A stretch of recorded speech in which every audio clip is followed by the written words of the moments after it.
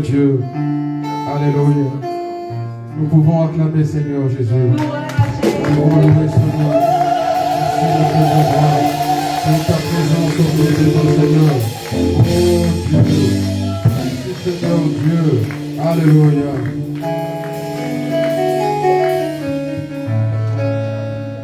Si nous sommes là, c'est pour sa gloire. Merci Seigneur. La Bible déclare ceux qui l'ont connu. Ils l'ont servi avec fermeté, avec fermeté. Comme il nous a donné cette grâce de le connaître, voilà pourquoi nous sommes là tous les jours, le matin comme le soir, les plus violents d'entre nous, même dans la nuit, pour donner gloire au Seigneur Jésus. La Bible déclare que tous ceux qui respirent louent le nom de l'Éternel. Oh Dieu, merci Seigneur, on te rend.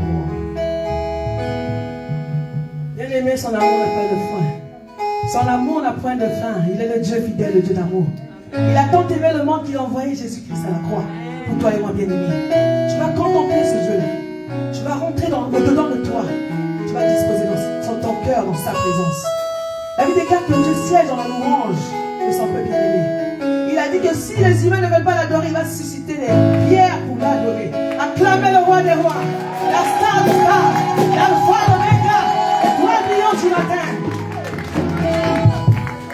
Il est bon, son amour est infini. Il est bon, son amour est infini. Il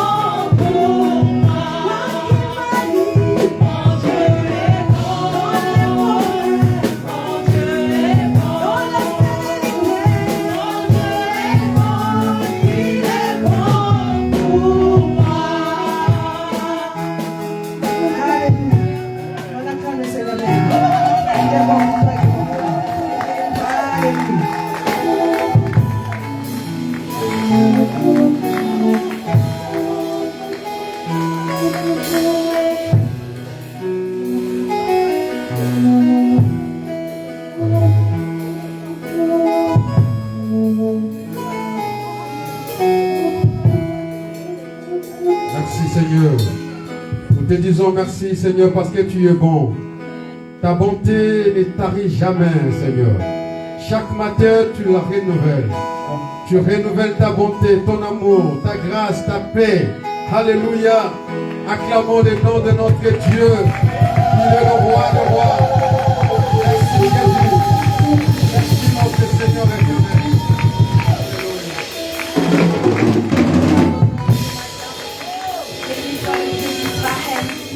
Béni sois-tu à jamais. Alléluia. Car tu fais du ciel pour tourner de la terre de ton marchepied. Béni sois-tu. Nous allons prier pour cette église. Prions que le Seigneur Dieu puisse conduire cette église là où lui-même veut. Prions que seule la volonté de Dieu soit au-dessus de tout dans cette église. Élevons tous nos voix et prions le Seigneur. Alléluia.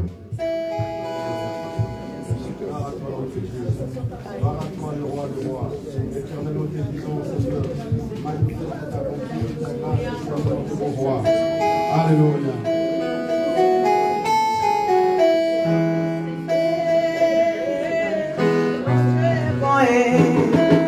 Louez Dieu bien-aimé.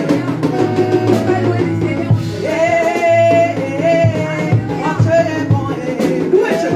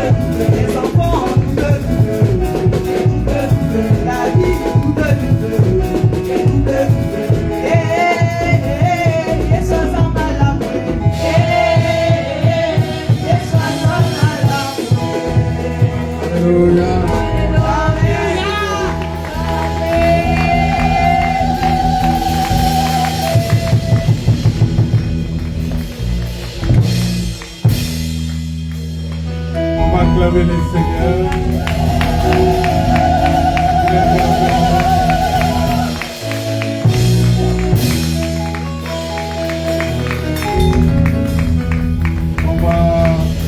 Notre Dieu, il est merveilleux, il est grand, il est redoutable. Il est le Seigneur des gloires. Et tout ce qu'il fait, il est fait pour un but. Parce qu'il est Dieu. Il est Seigneur. Il est le roi des rois. Il est le tout-puissant, c'est Dieu-là. Bien-aimés dans le Seigneur, nous bénissons le Seigneur pour ce moment qu'il nous a accordé. C'est un moment agréable, c'est un moment de joie, un moment de paix, un moment de bénédiction, parce que c'est un moment formidable, parce que vous savez, à chaque fois que nous nous retrouvons comme ça, dans la maison du Seigneur, c'est parce que le Seigneur veut glorifier son nom, il veut élever son nom, il veut donner justement gloire à son nom, parce qu'il est Dieu, parce qu'il est Seigneur, parce qu'il est le roi des rois, parce qu'il est le Dieu tout-puissant. On va chanter ces cantiques. Le roi fait son entrée. On va chanter ces cantiques-là et après on va écouter la parole de Dieu. Le roi fait son entrée. Alléluia.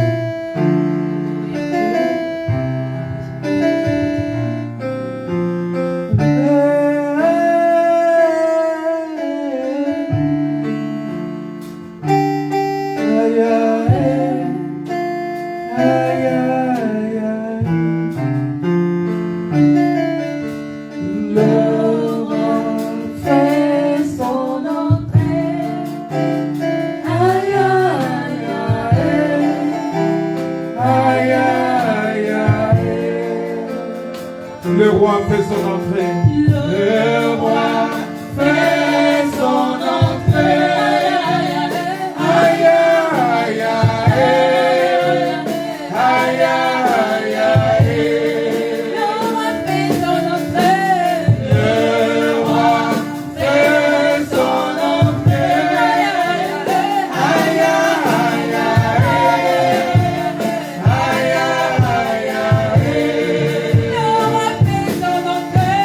Le roi fait son entrée.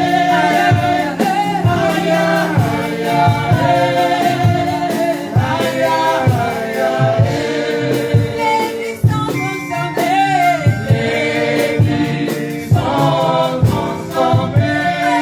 Aïe, aïe, aïe.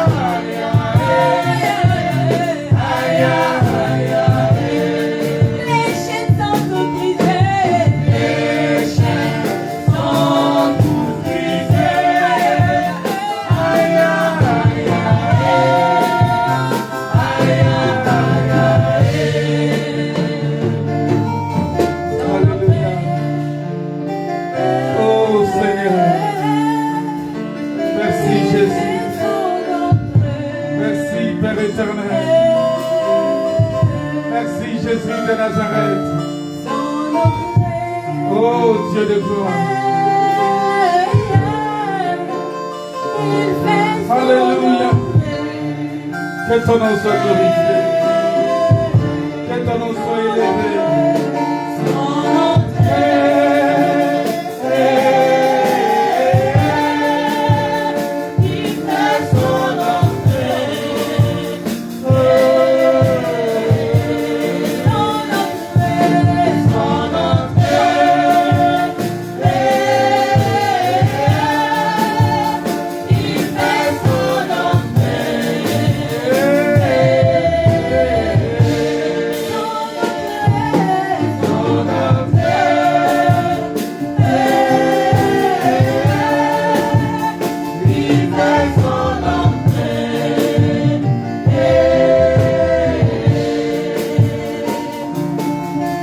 Alléluia. Merci Seigneur. Merci parce qu'il fait son entrée maintenant. Merci parce que le roi de gloire fait son entrée.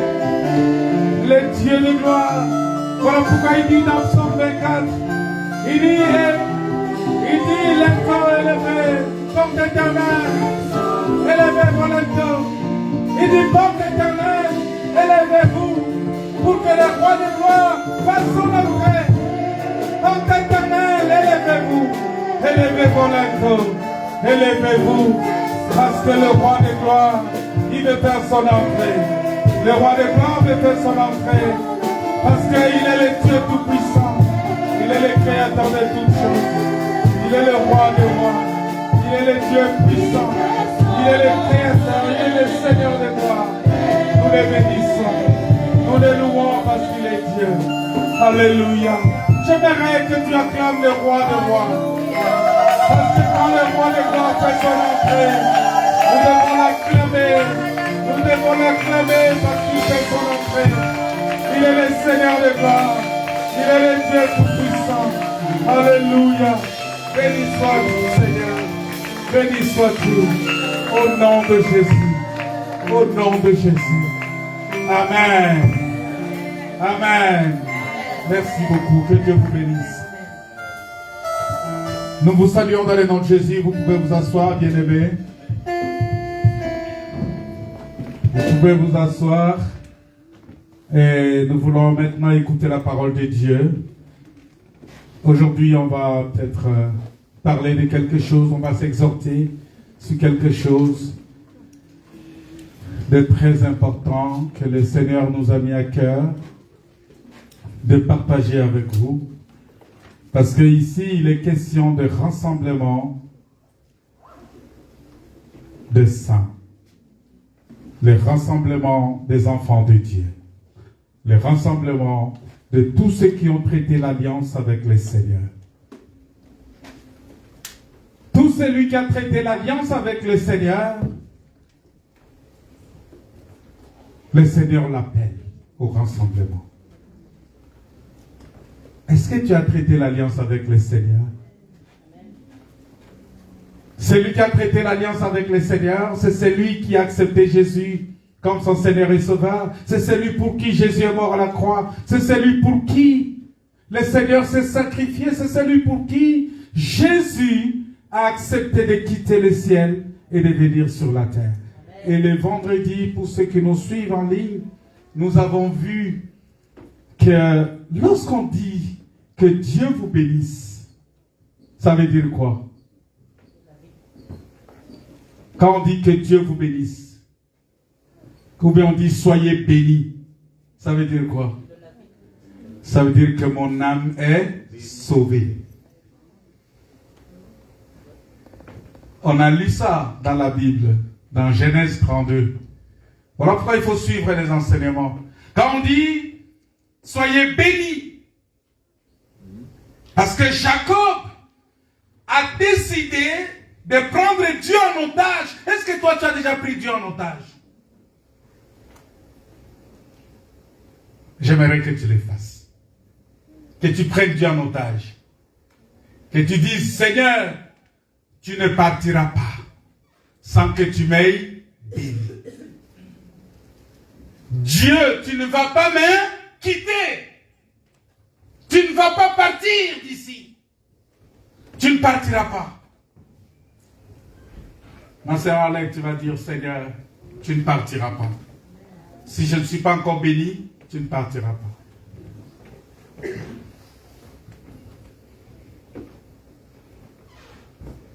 Ma sœur Yanis, tu vas dire ça. Tu vas dire, Seigneur, tu ne partiras pas tant que tu ne m'as pas encore béni. Tu ne partiras pas. Tu diras ça, que Seigneur, tu ne partiras pas tant que tu ne m'as pas encore béni. Il faut être très fort pour prendre Dieu en otage. Jacob l'a fait. Jacob a pris Dieu en otage. Il a dit, Seigneur, tu ne... Mais est-ce que c'est facile de prendre Dieu en otage?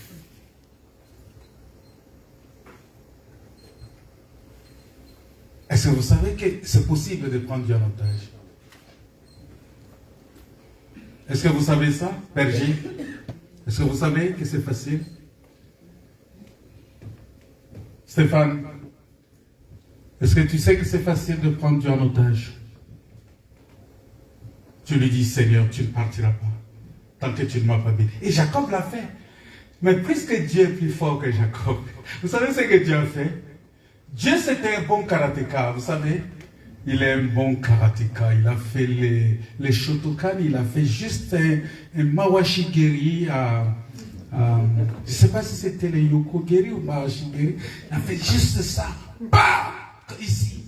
Et Jacob a perdu la force. Jacob ne pouvait plus marcher. Jacob, comment? C'est fini, sa force est finie. Et c'est ça Dieu. Dieu veut finir, terminer ta force. Amen. Pour que tu ne vives plus pour toi-même et que lui vive en toi. Parce qu'il dit, personne ne peut voir Dieu et vivre. Ça veut dire quoi? Si tu vois Dieu, tu dois mourir. Mais ce n'est pas la mort physique. Si tu vois Dieu, tu dois mourir. C'est-à-dire que tu n'es plus fort. Ce n'est plus toi qui vis, mais c'est Christ qui vit en toi. Qui a vu Dieu ici? Parce que si tu continues à vivre, si tu dis, Doroka, laisse-moi vivre. Oh non, vous avez exagéré. Laissez-nous vivre. C'est quelle église comme ça, où on met les gens en difficulté, où on enseigne toujours, ne faites pas ça, ne faites pas ça, ne faites pas ça. Laissez-nous vivre quand même. Ce n'est pas possible de vivre un peu. Mais laissez-moi vivre un peu. Oui, mais on te dit, laisse-moi vivre un peu. Oui, tu veux vivre, tu veux aller boire un peu, boire un coup. Non, je vais boire un coup. Laisse-moi vivre, je vais aller boire un coup. Oh, mais non, mais je peux parler à cette fille-là, c'est pas grave. Vous savez, c'est pas grave, je peux lui parler. Mais on parle seulement, ça fait quoi? Laisse-moi vivre quand même. Oh, laisse-moi aller partout où je veux. Laisse-moi faire tout ce que je veux. Mais laisse-moi vivre. Il y a des gens comme ça, n'est-ce pas? Tu lui parles de Jésus, il te dit, laisse-moi vivre. Toi, tu vis. Mais moi, je ne vis pas. Amen. Pourquoi? Parce que j'ai vu Dieu face à face. Celui qui voit Dieu ne peut plus vivre. Tu ne peux plus vivre pour toi-même. Tu ne peux pas dire, laisse-moi vivre. Non. Moi, je ne vis plus. Ce n'est plus moi qui vis. Mais c'est Christ qui vit en moi. C'est-à-dire, tout ce que je fais doit être dicté par lui. Tout ce que je fais doit être dit par lui. S'il me dit rien, je ne fais rien. S'il me dit quelque chose, je fais. S'il me dit, je dois aller à l'église, lève-toi, va à l'église. Je me lève, je vais. Même s'il pleut, je me lève, je vais prier. À l'heure de prière, il me dit, lève-toi, vas-y. Je me lève, je vais. À 5 heures du matin, à 6 heures, vous savez, à 6 heures, c'est le moment où le sommeil devient plus doux, à 5 heures là. N'est-ce pas? Le sommeil devient plus doux, plus... Et il me dit, lève-toi! Je dis, oh Seigneur, mais vraiment. Là j'attends, est-ce que Doroka ne va pas se connecter vite pour prendre la relève? Je dis, mais Seigneur, mais c'est pas possible. Mais Doroka, il est où? Des fois je lance comme ça, je dis, mais il est où ce garçon? Il ne peut pas prendre ça rapidement. Comme ça, je me lève. Il dit, lève-toi, lève-toi. Et je me lève. Je me lève. Le frère Fortuné qui est là, qui doit sortir, qui doit aller charger les camions. Le frère Stéphane qui est là, qui doit sortir pour aller charger les camions. Parce que des fois même, quand je le vois se connecter, il est déjà au volant. Mais peut-être pas au volant en train de charger, parce qu'on ne peut pas se connecter quand on est au volant. Il est en train de charger. Il me dit, pasteur, je suis en train de charger les camions. J'ai dit,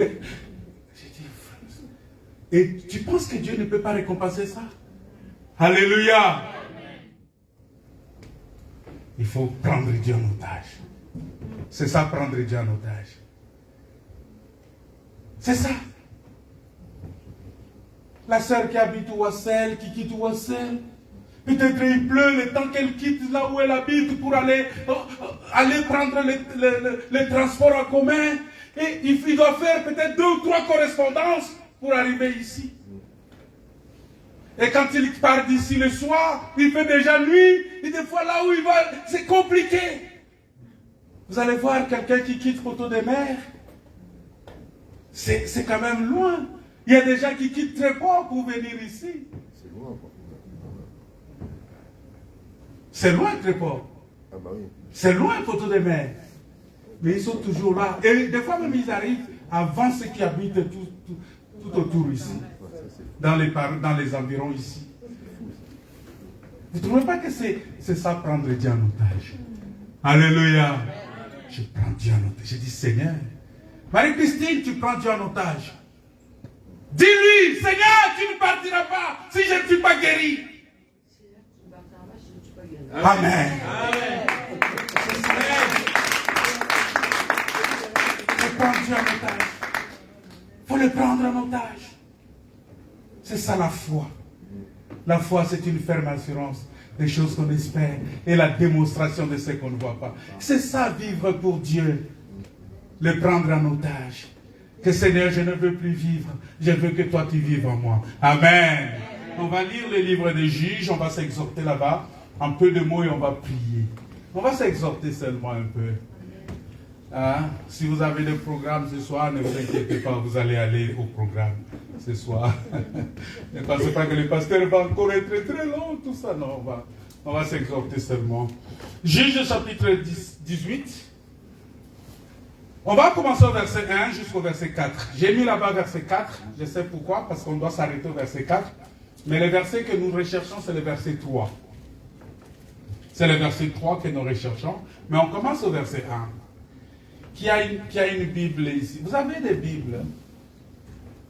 Ah ouais, des Bibles en papier. Des Bibles électroniques aussi, c'est bon, mais bon. Les Bibles en papier, souvent, c'est mieux. Quelqu'un va nous... Le frère Fridolin, est-ce qu'il a retrouvé ça? Tu as trouvé les textes? Ouais, tu peux nous lire ça, s'il te plaît. Lisons la parole de Dieu dans le livre de Juges 18, versets 1 à 4. En ce temps-là, il n'y avait point de roi en Israël. Et la tribu des Danites cherchait une possession pour s'établir. Car jusqu'à ce jour, il ne lui était point échu d'héritage au milieu des tribus d'Israël. Les fils de Dan prirent sur eux tous, parmi leurs familles, 5 hommes vaillants qu'ils envoyèrent de Tchoréa et d'Estiasol pour explorer le pays et pour l'examiner. Ils leur dirent, allez, examinez le pays. Ils arrivèrent dans la montagne d'Éphraïm jusqu'à la maison de Mika. Et ils y passèrent la maison de Mika. Et ils passèrent la nuit. Et ils passèrent la nuit. Comme ils étaient vers la maison de Mika. Comme ils étaient vers la maison de Mika. Ils reconnurent la voix du jeune Lévite. Ils reconnurent la voix du jeune Lévite.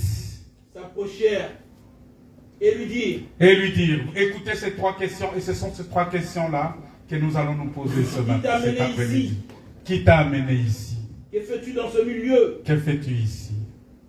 Et qu'as-tu ici? Et qu'est-ce que tu auras ici? Il leur répondit. Non, tu peux t'arrêter là d'abord.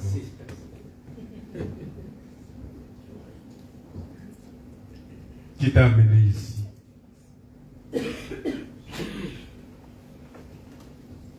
N'est-ce pas une bonne question, ça? Vous savez, souvent on dit, j'ai cru au Seigneur, mais qui t'a amené au Seigneur? Ma sœur Arlette, qui t'a amené ici?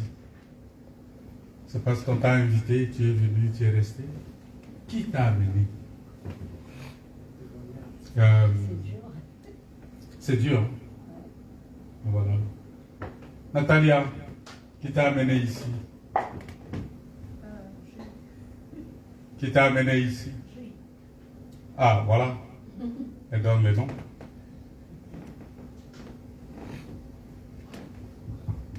Qui t'a amené ici? Ah, c'est... Rebecca, qui t'a amené ici? Ta foi? C'est ça.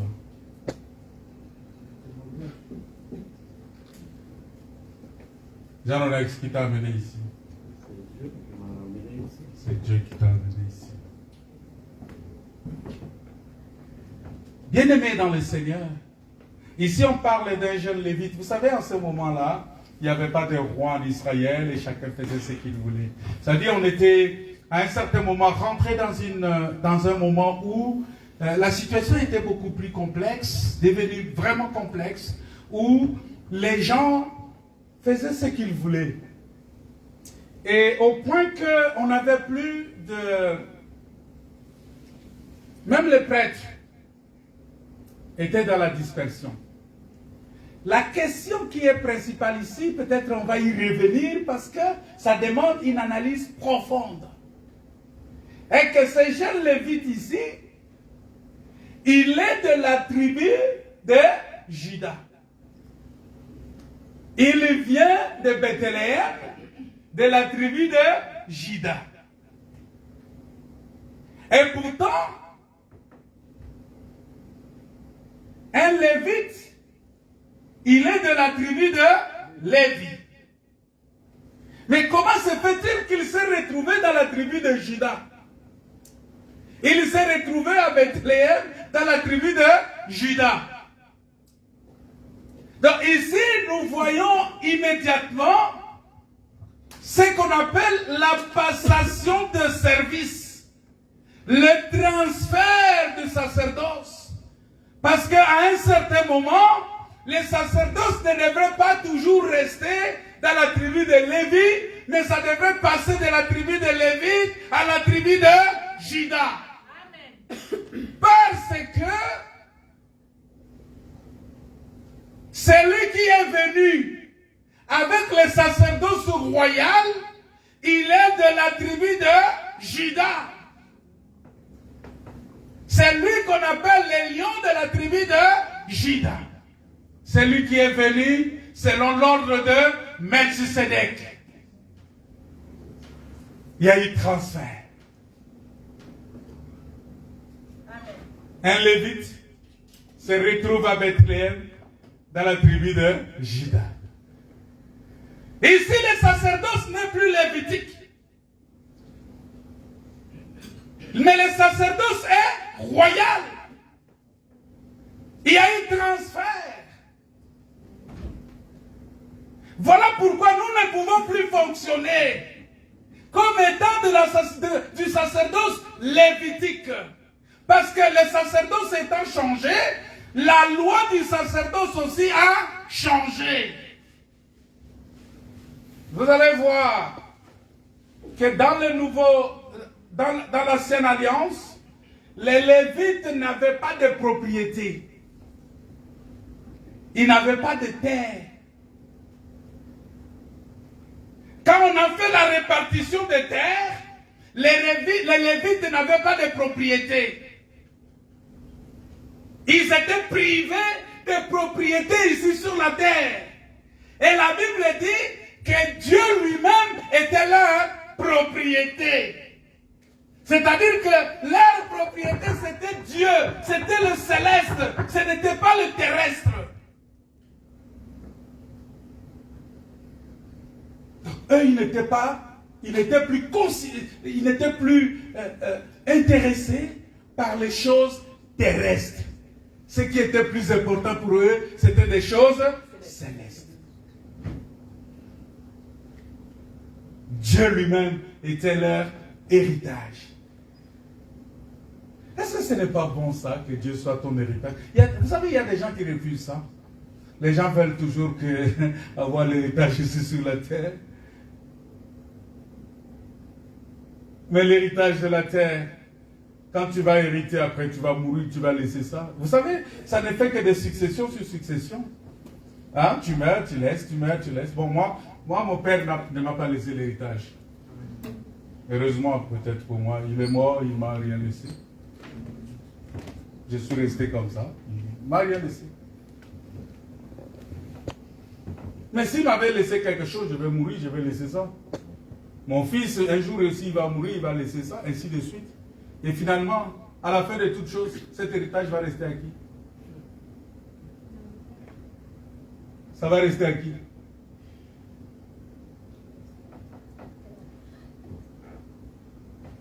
Mais si Dieu est ton héritage, tu vas aller avec ton héritage. Amen. Est-ce que vous comprenez ça? Si Dieu est ton héritage, tu vas aller avec ton héritage. S'il est tes enfants, c'est pourquoi nous devons pousser nos enfants à avoir Dieu comme leur héritage. Amen. que nos enfants aient Dieu comme leur héritage. Que les enfants connaissent le Seigneur. Si les enfants connaissent le Seigneur, ils ont Dieu comme leur héritage. Et le Seigneur va les aider. Le Seigneur va les soutenir. Mais bien aimé dans le Seigneur, j'aimerais que tu comprennes cela. Les Lévites, c'est pourquoi quand vous venez dans la Nouvelle Alliance, vous venez dans Actes des Apôtres, je pense chapitre 4, chapitre 12, chapitre 3, chapitre 4, je vais regarder ça maintenant rapidement. Vous allez voir qu'il y avait un Lévite aussi qui était là. Je peux éteindre l'autre micro, s'il te plaît, parce que c'est allumé.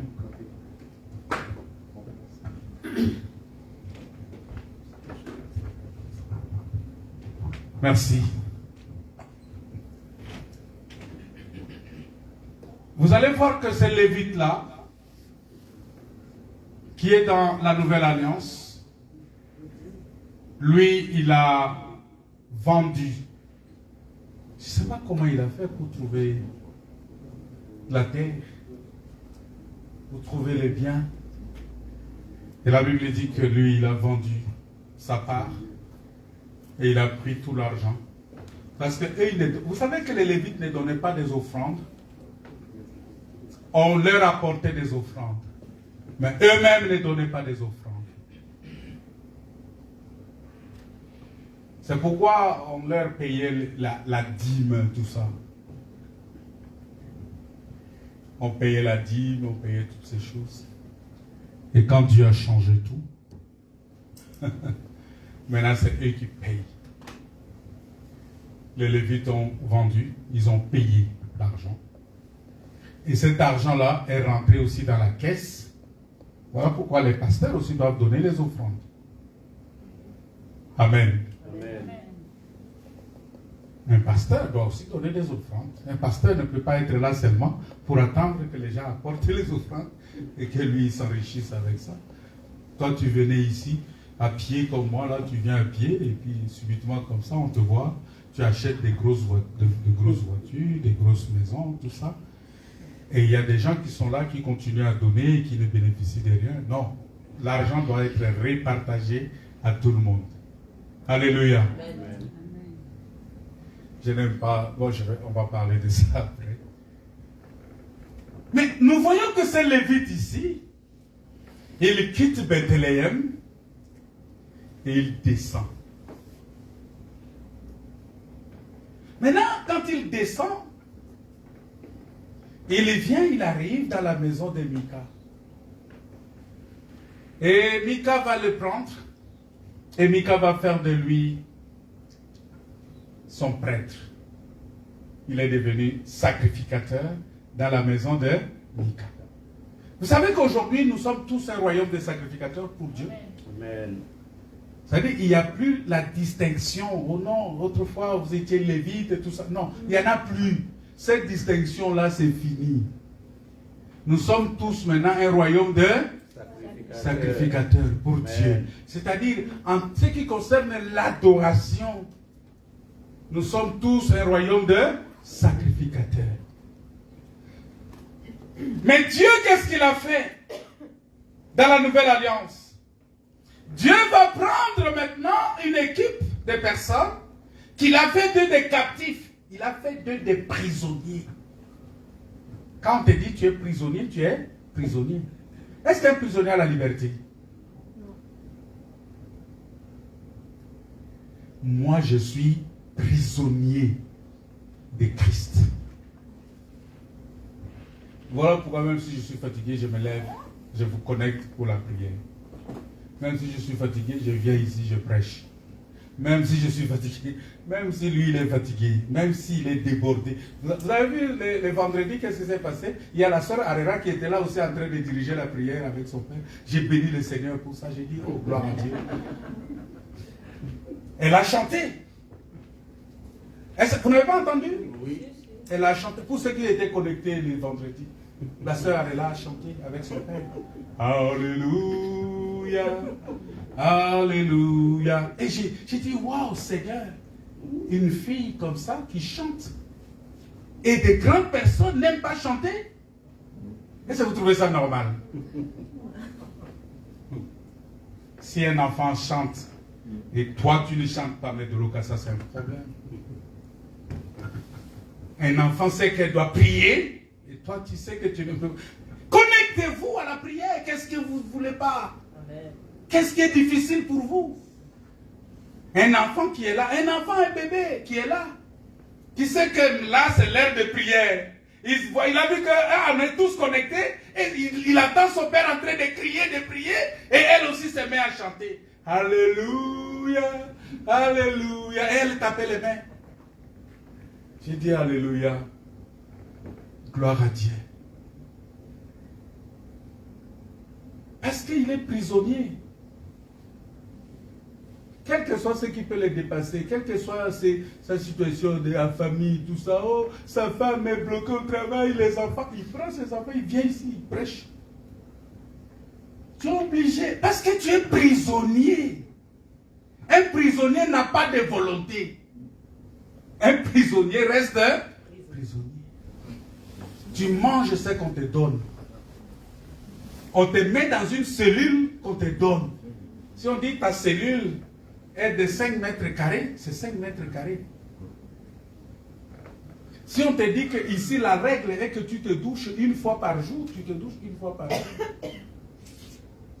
Si on te dit que ici on sort pour 5 minutes seulement, tu ne peux pas dépasser 5 minutes. Vrai ou faux? Parce que tu es prisonnier.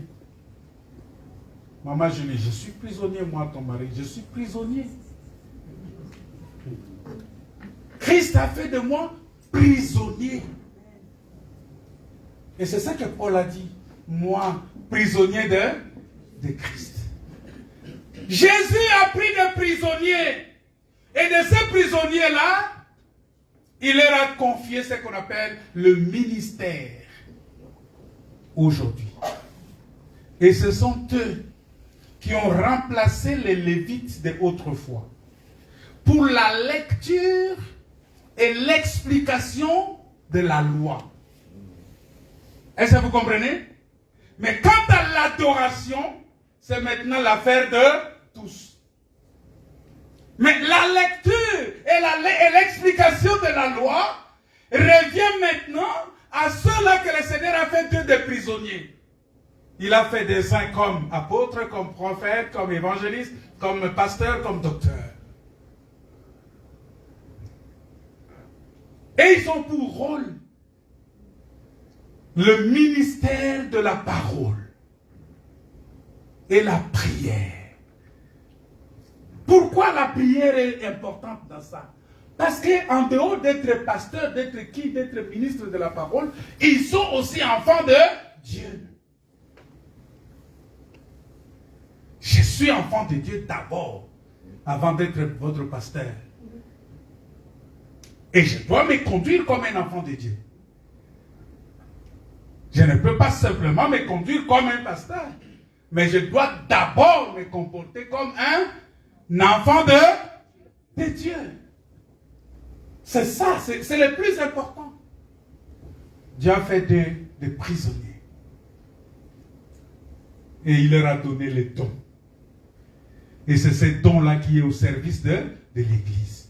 Ils sont devenus serviteurs de l'Église. Alléluia. C'est eux qui remplissent cette fonction-là de Lévi aujourd'hui. Mais les sacrificateurs, c'est maintenant le rôle de tout le monde. Parce que nous sommes maintenant un royaume de sacrificateurs. Est-ce que tu joues ce rôle-là?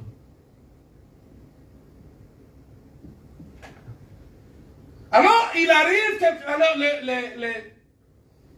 les Danites, ils étaient aussi à la recherche. Parce qu'à ce moment-là, tout le monde était en débandade. Chacun cherchait les lieux de repos, ou les lieux où il pouvait adorer. C'est comme aujourd'hui, on est dans un moment où on cherche, les gens sont à la recherche des vraies églises, vrai ou faux? On cherche la vraie église, où est-ce qu'on va aller? On cherche les lieux de repos. Où est-ce qu'on veut vraiment rester adorer le Seigneur convenablement? Où est-ce qu'on va vraiment retrouver la grâce de Dieu? Où est-ce qu'on va vraiment faire ceci? Où est-ce qu'on va vraiment... Et c'est ça. Les Danites aussi étaient dans cette recherche-là. Mais lorsqu'on va continuer l'étude, vous allez voir que les Lévites là, il a quitté Bethléem, mais il est venu trouver une concubine. On va parler de ça peut-être un autre jour. Vous allez voir qu'il a trouvé sa concubine et il devait tout faire pour sauver sa concubine. Ça parle maintenant de l'image de Christ qui a quitté le ciel, qui est Bethléem, de Juda, le trône de Dieu, et qui est descendu vers la montagne. Il a quitté la montagne d'Éphraïm et il est descendu. Parce que Bethléem était vers la montagne. Et il est descendu de la montagne. Et il est descendu vers le bas de la montagne. Or, quand on parle de descendre vers le bas de la montagne, ça veut dire tu quittes la montagne, le sommet de la montagne, c'est le ciel, selon la Bible. Tu quittes là, tu descends, et tu viens trouver une concubine en bas. Et cette concubine-là, c'est... Parce que dans la Bible, une concubine, c'est la femme. Selon la Bible. Une concubine, c'est une femme.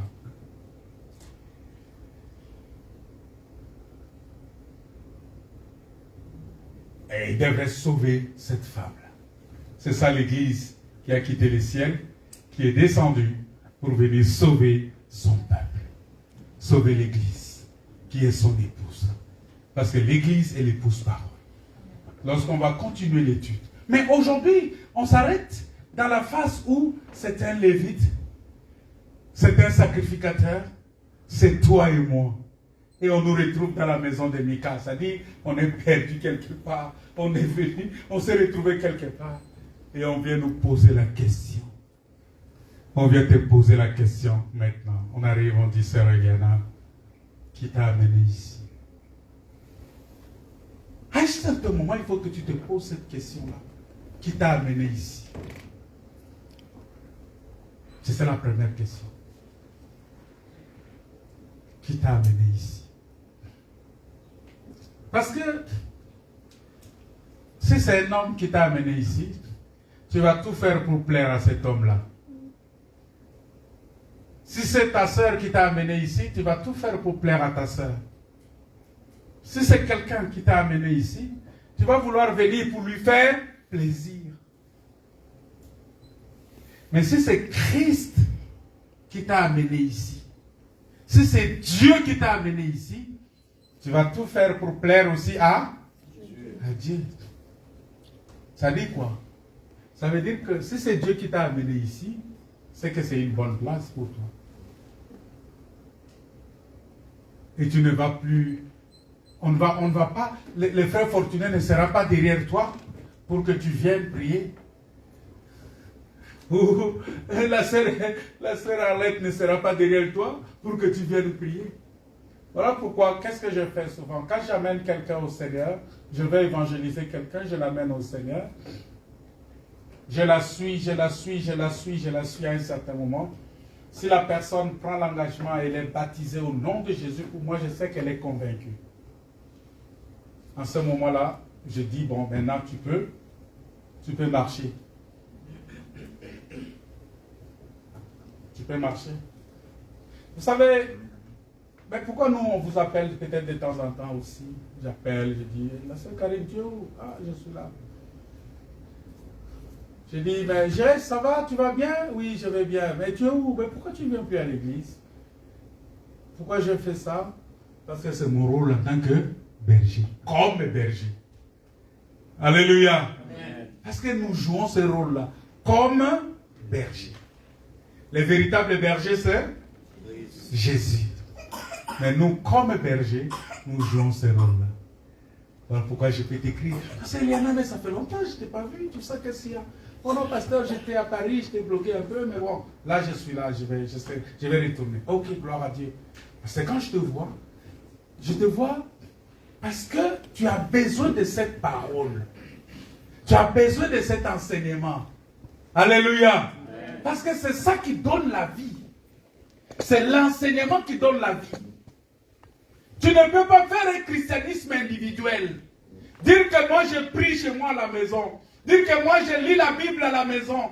Mais non, tu peux lire la Bible. L'évêque éthiopien a dit, comment je vais comprendre si personne ne me l'explique?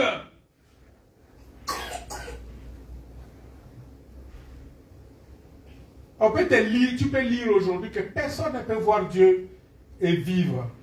Tu lis ça chez toi. Tu vas dire, oh, ça veut dire quoi? Si je vois Dieu, je vais mourir. Alors, Seigneur, je ne veux pas te voir. N'est-ce pas? Tu vas dire que non, Seigneur, je ne veux pas te voir.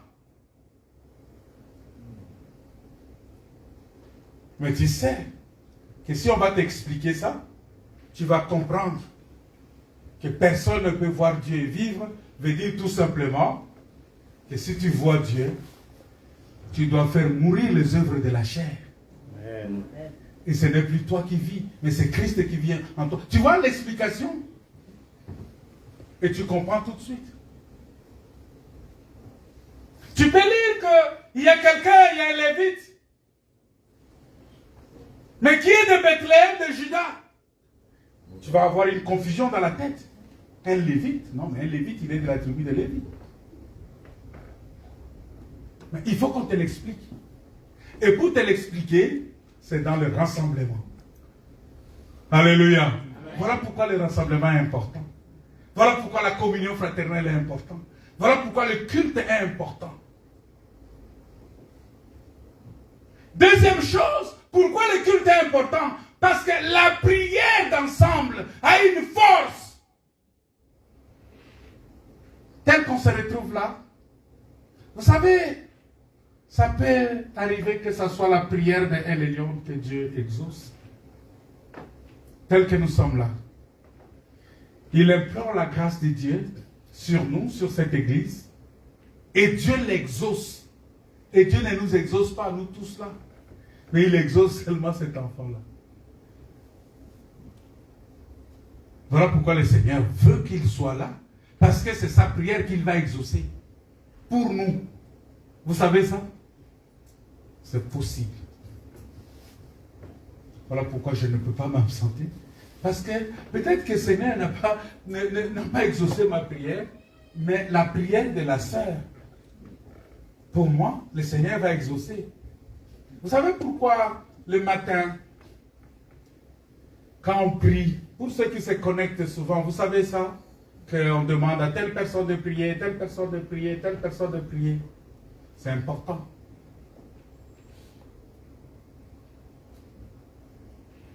Alors on vient les trouver, on pose la question, qui t'a amené ici?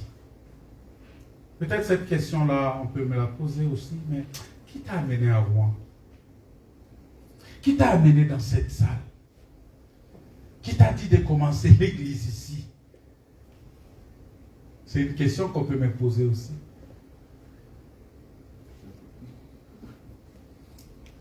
Est-ce que tu es vraiment convaincu d'être amené ici? Qui t'a amené ici? Parce qu'on abandonne si ce n'est pas Dieu qui t'a amené. Mais si c'est Dieu qui t'a amené, tu n'abandonnes pas, quoi qu'il arrive. Parce que Dieu mettra toujours de bonnes choses pour toi. Amen. Tu verras que la parole que tu vas écouter, même si elle est dure, même si elle est difficile, mais tu comprendras que c'est une parole.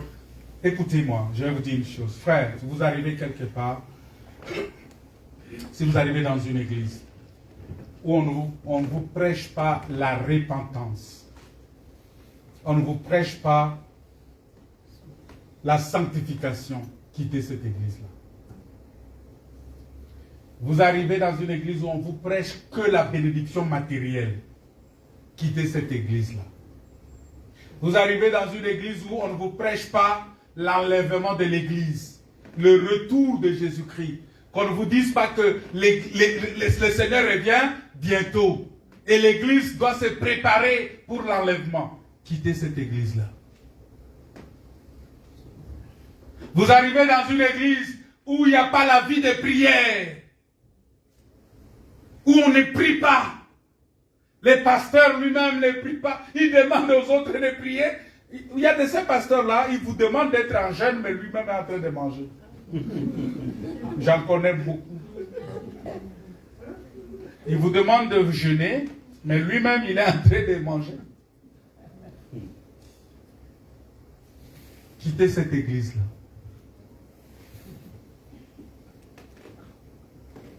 Vous arrivez dans une église où il n'y a pas l'amour.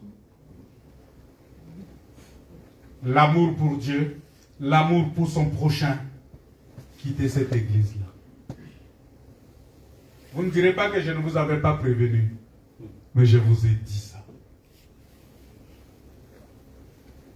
Comment je ne peux pas prendre les nouvelles de ma sœur Esmond? Pendant tout un mois, je ne prends pas de ses nouvelles. Je ne sais pas dans quelles conditions elle vit. Quelle est la situation qu'elle traverse. Alléluia. Amen. Comment je ne peux pas prendre les nouvelles de Christ? Oh, mais j'étais très content un jour, je venais à l'église, je pense, oui, on s'est croisé avec lui à Boulenga. Je lui ai dit, mais comment va mon gars? Il dit, oh, parfait. Maintenant, vraiment parfait, c'est parfait. Je suis tranquille, je suis en paix. Je dis, gloire à Dieu. J'ai dit, bon, maintenant, à partir de Boulengré, tu n'as plus d'excuses pour ne plus venir à l'église. Parce qu'il y a tous les bus là-bas. Tous les moyens de transport sont là-bas, Christ, n'est-ce pas? Oui. Donc tu ne peux pas dire, oh non, bon, non, tu n'as plus d'excuses. À partir de Boulengré, donc tu as tout, tu as F8, tu as, je ne sais pas, tu as F2, tu as 22, tu as tout ce qu'il faut pour prendre, pour venir. Tu n'as plus d'excuses. Et quand il m'a dit, tout est parfait, j'ai dit, ah, alléluia, gloire à Dieu. Souvent, je reste, je dis, mais Karine, je ne t'ai pas vu. Tu dis, oh non, parce que ça va bien, mais j'étais à Paris. Je sais que tu étais à Paris. Mais quand tu reviens de Paris, il faut revenir prier. Comment je peux faire? Autant de jours, je ne prends pas les nouvelles de la sœur du jour. Des fois, quand je l'appelle, ça l'étonne, il dit, pasteur, ça va? Il y a un problème? Je dis, non, mais je vais prendre de tes nouvelles. Ah, ok. Je vais juste prendre de tes nouvelles, comment vas-tu? Des fois, j'appelle Stéphane, je dis, mais on dit quoi? Il dit, oh, ça va, tout va bien. Et des fois, on se retrouve comme ça, on rigole, on se salue. Hein, on est allé là-bas chez lui avec les frères de notre club. Et quand on se retrouve comme ça, il prend quelque chose, il me dit, pasteur, tiens, tu dois tenir ça monter. Parce qu'il faut qu'un jour tu témoignes que tu avais quand même transporté quelque chose pour mon déménagement. J'ai dit, ah, alléluia, gloire à Dieu. Je voyais le pasteur Lucien et le pasteur de l'Ocan, partout en train de rire. Il était en train de rire. Il a dit, mais vraiment, les frères, c'est comme ça. Alléluia. Parce que nous sommes frères et sœurs en Christ. Ça dit, nous avons un seul Père. Est-ce que ça vous arrive de comprendre que nous avons un seul Père? Christ, ça t'arrive de comprendre que toi et Yanis, vous avez un seul Père qui s'appelle Makoso? Alors maintenant, quelles sont vos relations? C'est la question que je te pose. Quelles sont vos relations? Comment tu traites Yanis? Comment tu traites Loïs? On s'entend bien. Vous vous entendez bien? Oui, bien sûr. Pourquoi? Je sais pas, c'est comme ça. Oh non, mais c'est pas comme ça. C'est parce que vous avez un seul Père. Oui. C'est parce que vous avez le même sang. Alléluia. Amen. C'est comme ça que je dois te traiter. C'est comme ça que je dois te traiter. C'est comme ça que nous devons nous traiter les uns les autres parce que nous sommes les enfants d'un même Père. Amen.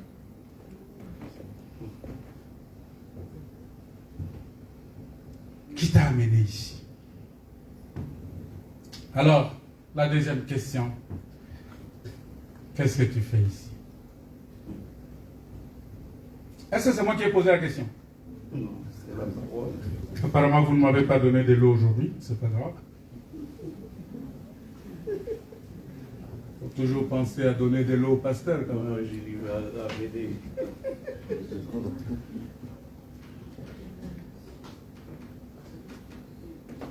Qu'est-ce que tu fais ici?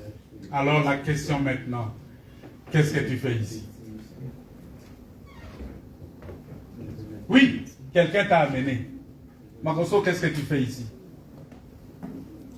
Quel rôle tu joues ici? Qu'est-ce que tu fais ici? Quel travail tu fais ici, ma sœur Arlette? Tu viens seulement le culte. Allez, dimanche, allez, la sœur Arlette, tu viens. Écoutez la parole, c'est ce qu'elle fait. Qu'est-ce que tu fais ici, Berger? Que fais-tu ici? Vous savez que nous serons couronnés en fonction de ce que nous faisons ici. Amen. Alléluia. Amen. Tu seras couronné en fonction de ce que tu fais ici en ces lieux. Qu'est-ce que tu fais? Merci mon frère. Vous voyez le frère Jérès est venu aujourd'hui. Et il a donné de l'eau.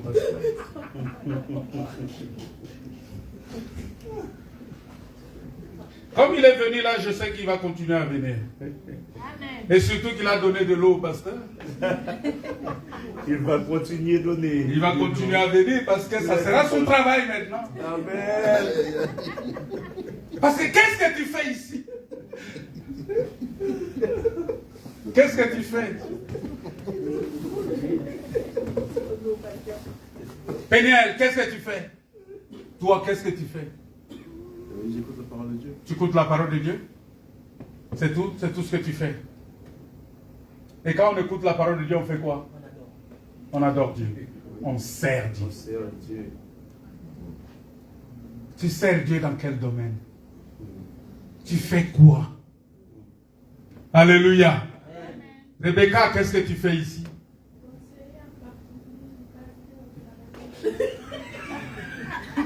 Voilà. C'est la conseillère de son mari. Amen. Elle conseille son mari.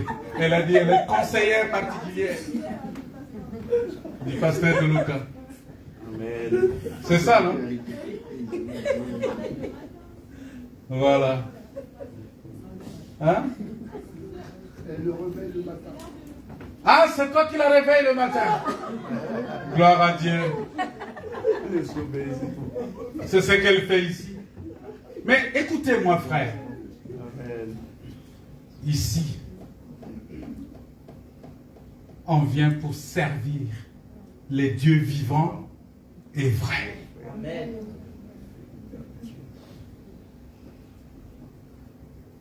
Qu'est-ce que tu fais? Parce que quand on se retrouve ici, on doit sauver les âmes. On doit bénir les autres. Et la bénédiction que nous devons apporter, nous devons être un sujet de bénédiction, un canal de bénédiction pour les autres. Amen. Combien de personnes tu as déjà évangélisé? Combien de personnes tu as déjà amenées ici? Combien de personnes tu as déjà suivies et qui sont restées là? Combien de personnes? On est béni en fonction de ça.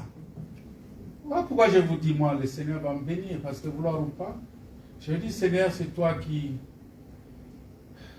Toi, tu as été avec moi, et j'ai évangélisé, j'ai prêché tous ces gens-là. Je vais réclamer à Dieu, Seigneur, bénis-moi, parce que j'ai prêché ces gens. Je vous ai prêché, oui ou non? Oui.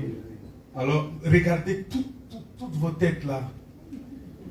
Et en fonction de vos têtes, Dieu va Couronné. vous couronner. Amen. C'est pas bon ça? Amen. Mais c'est la même chose pour toi, si tu le fais aussi. Combien de personnes tu suis? Combien de personnes tu amènes au Seigneur? Ta bénédiction en dépend.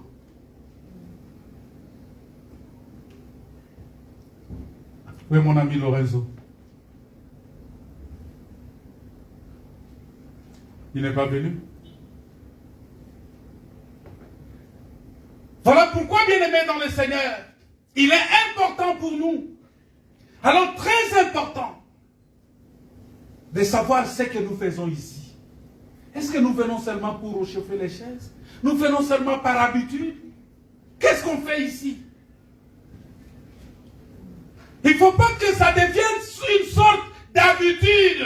Que non, c'est le dimanche, c'est le jour du Seigneur, on va aller à l'église. Le culte doit devenir ta vie. Alléluia.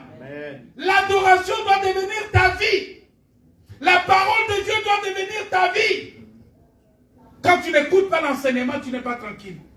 C'est ça un enfant de Dieu. Quand tu ne pries pas, tu n'es pas tranquille. Quand tu ne viens pas au culte, tu n'es pas tranquille. Pas parce que tu dois plaire à quelqu'un, mais parce que tu dois plaire à Dieu. Alléluia. Qu'est-ce que tu fais ici? Gardez ces 3 questions-là. Peut-être toi-même tu peux te poser la question. Mais qu'est-ce que je fais ici? Christ, qu'est-ce que tu fais ici? Tu viens écouter la parole. Tu viens écouter la parole. Et c'est tout. Tu écoutes, tu rentres chez toi. C'est pour m'enrichir. Oui, pour t'enrichir. C'est tout. Tu rentres chez toi.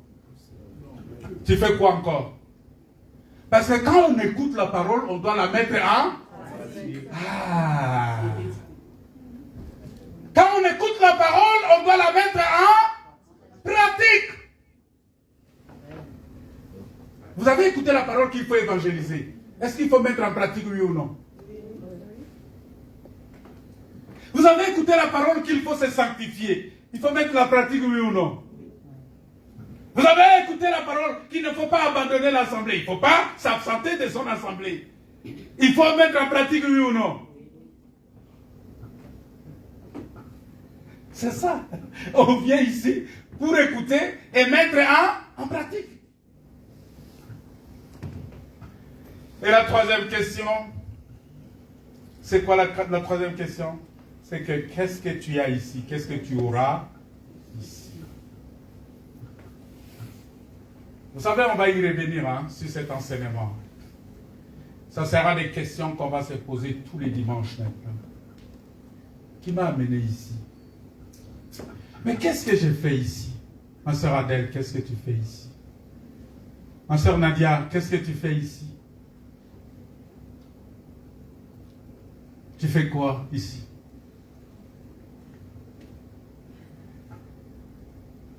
Et en terminant par cette question, qu'est-ce que tu auras ici? Parce que Dieu a tout fait pour un but. Proverbe chapitre 16, verset 4. Proverbe 16, verset 4, nous dit ceci. Proverbe 16, verset 4 nous dit, l'Éternel a tout fait pour un but. L'Éternel a tout fait pour un but. Même les méchants. C'est Dieu qui a fait les méchants, vous savez? Oh non, Dieu est méchant, mais c'est Dieu qui a fait de lui méchant. Mais Dieu l'a fait de lui méchant, pourquoi? Pour le jour du malheur. Voilà pourquoi quand quelqu'un est méchant, ça ne m'étonne pas. Je dis, mais oui, Seigneur, merci parce qu'il est méchant. Parce que tu as fait de lui méchant pour le jour du malheur. Et quand le malheur tombe sur ces méchants-là, j'ai dit, mais c'est parce que c'est Dieu qui fait toutes ces choses. Mais vous savez, quand le malheur atteint les méchants, le Seigneur ne la délivre pas. Mais quand le malheur atteint les justes, le Seigneur la délivre. Toujours. Est-ce que vous comprenez? Amen. Mais un méchant, quand le malheur l'atteint, Dieu ne l'en délivre pas. Est-ce que vous comprenez ça? Mais frère, vraiment, si vous n'aimez pas les enseignements, ça m'étonne. Il faut aimer les enseignements. Les enseignements sanctifient. La seule chose qui peut te sanctifier, ce sont les enseignements. C'est la parole de Dieu. Alors qu'est-ce que nous aurons ici? Nous sommes ici pourquoi? Pour la vie éternelle. Alléluia. Amen. Mais pour avoir la vie éternelle, il faut écouter la parole, il faut la mettre en pratique, et puis tu vas avoir la vie éternelle. C'est ça. Qui nous a amenés ici, Jésus, pour faire quoi? Pour écouter la parole et la mettre en pratique. Pour avoir quoi? La vie éternelle. C'est ça la réponse à toutes les trois questions. Vous voyez? Jésus nous a amenés ici pour faire quoi? Pour écouter la parole et la mettre en pratique. Pour avoir quoi? Avoir la vie éternelle.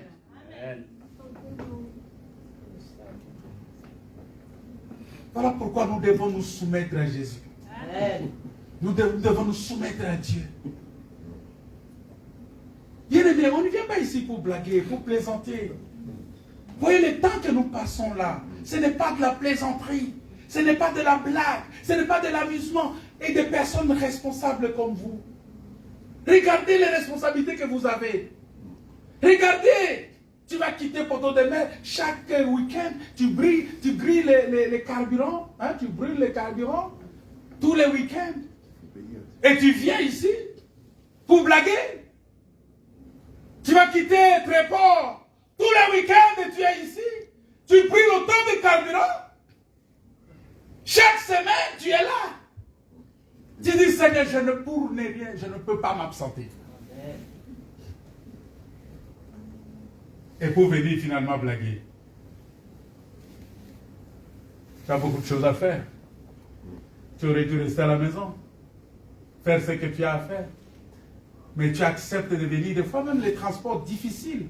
Vous savez que ça arrive des fois où le transport est difficile. Parce que ces moments ici, il y a trop de grèves et tout ça, les transports se sont ralentis un peu. Mais tu fais tout pour quitter ta maison. Il y a des gens ici qui quittent leur maison à 12 heures. Pour s'assurer d'être arrivé ici à temps. Et tu vas venir. Et est-ce qu'on peut blaguer avec ça? Voilà pourquoi il faut le prendre au sérieux. J'ai béni le Seigneur parce que j'ai vu le frère Gaston qui est là, qui est venu écouter la parole de Dieu.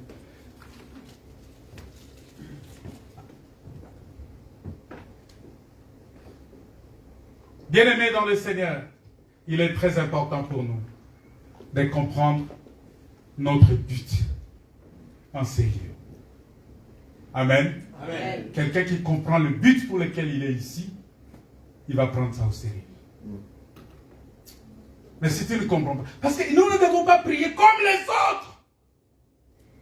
Ils vont parce que là-bas ça danse bien, parce que leur salle c'est bien, parce qu'ils sont dans le mouvement des jeunes, parce qu'ils sont dans le mouvement des femmes, parce que c'est des associations, parce que c'est ceci. Non! Nous n'allons pas dans ce sens-là. Nous, on vient ici parce que c'est la parole qui nous appelle ici. Amen. C'est la doctrine. C'est la saine doctrine. Ce sont les enseignements de Christ qui nous appellent ici. Et nous devons respecter la doctrine. Obéir à la doctrine. Obéir à la voix de Dieu. Pour avoir quoi? La vie éternelle. Que Dieu vous bénisse. Amen. On va prier le Seigneur. Il faut comprendre d'abord cet objectif-là. Le premier objectif de la vie chrétienne. On va prier le Seigneur.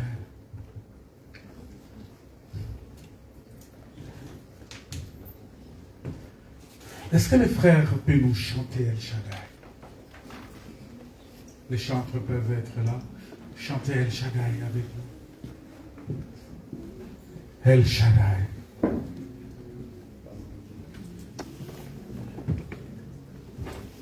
On va chanter ces chants, ces cantiques-là. El Shaddai. On va chanter cela.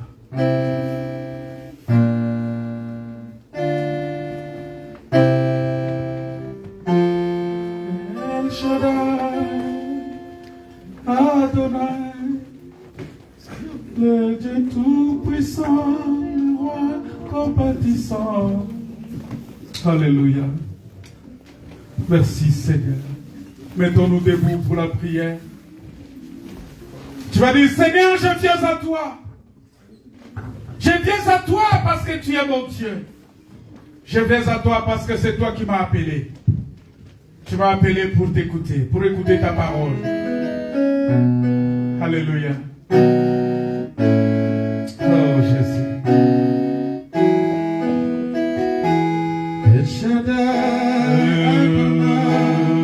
Le Dieu tout-puissant, le roi compatissant. Alléluia. Lui qui le ciel révèle, la tête parfaite et tout l'univers le vénère. Alléluia. El Shaddai, le Dieu sans fin, je lui dois ma délivrance, il est ma présence. Le Dieu de mes espoirs, qui me fait voir tous ses espoirs, en lui je vois. Je trouve les fins, je trouve les fins, El Shaddai, tout ça devient dans mon cœur. Laisse-moi t'écrire un chant d'amour.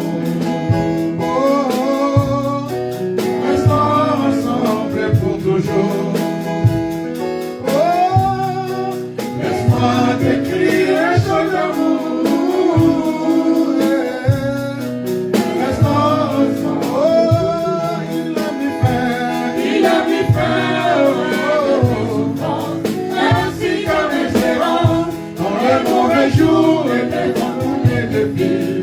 En lui je me confie, et quand j'écris El Shaddai, il me répond. De lui ma vie dépend. Je l'aime, je l'adore. Mon roi, je l'aime, je l'adore. Oh, oh, oh. Je l'aime, Seigneur, je l'aime, je l'adore. Il a mis fin au règne de mes souffrances, ainsi qu'à mes errances, dans les mauvais jours et devant tous les défis. En lui je me confie, et quand j'écris El Shaddai, il me répond. Et lui ma vie dépend. Je l'aime, je l'adore. De tout mon cœur, je l'aime, Yahweh. Je l'adore. Oh, oh, oh. Je l'aime, Seigneur, je l'adore. Tu comprends qui m'affole. El Shaddai, devant tes yeux, je suis précieux. Quand je vois l'épée de mon salut, ma vie de Jésus-Christ, mon seul ami. Ah, tu changes de pleurs en cri de joie, l'artisan de mon bonheur, l'auteur de ma joie. Oh, l'ombre de ta main sur mon chemin, bien rassuré, mais lendemain. Ah, je trouve une place de mon papa. Oh, El Shaddai, tout ça demain dans mon cœur. Laisse-moi t'écrire un chant d'amour. Oh, oh, oh. Restons ensemble pour toujours. Oh, laisse-moi t'écrire un chant d'amour. Restons ensemble. Oh, tu as mis fin. Il a mis fin au règne de mes souffrances, ainsi comme les gérants, dans les mauvais jours et devant tous mes défis. En toi je me confie, et quand j'écris El Shaddai, tu me réponds. De toi ma vie dépend. Je t'aime, Seigneur, je l'adore. Je l'adore, mon roi. Je t'aime, mon cœur. Je l'adore. Oh, oh, oh. Je t'aime, Seigneur, je l'adore. Tu as mis fin. Il a mis fin au règne de mes souffrances, ainsi comme mes errances, dans les mauvais jours et devant tous mes défis. En lui je me confie, et quand j'écris El Shaddai, qui me répond. De toi ma vie dépend. Je t'aime, je l'adore. Je t'adore, mon roi. Je t'aime, je l'adore. Oh, oh, oh. Je t'aime, Seigneur, je t'adore. Alléluia. J'aimerais que tu pries maintenant. Que tu te confies à lui certainement. Que tu te recommandes à lui. Il est écrit, recommande-toi à l'Éternel. Mets-lui ta confiance et il agira. Il va agir pour toi. Lui qui t'a amené ici. Lui qui a préparé de bonnes œuvres pour toi. Il a préparé la guérison pour toi. La délivrance pour toi. La bénédiction pour toi. J'aimerais que tu la reçoives maintenant au nom de Jésus. Que tu reçoives cette bénédiction, cette délivrance, les saluts de ton âme, la guérison, la délivrance, la bénédiction au nom de Jésus. Alléluia. Si tu as besoin de travail, que le Seigneur te donne le travail. Ceux qui ont besoin de mariage, que le Seigneur leur donne le mariage.